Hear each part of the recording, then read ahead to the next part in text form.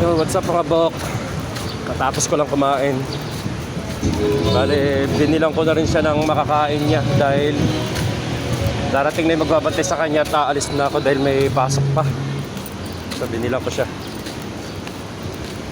Tanda lang kainin niya. Ngayon medyo nag-iinarte sa pagkain eh. Di tulad dati na lamon lang ng lamon. Kakainin niya naman din siguro.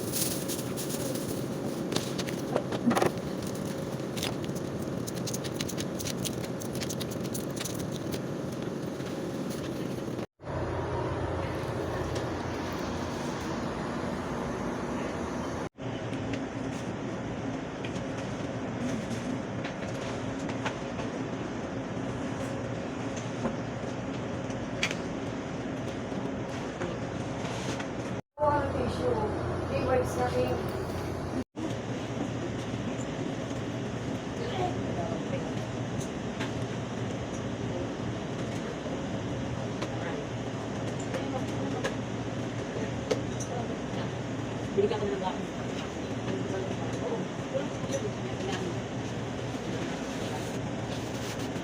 Kasi,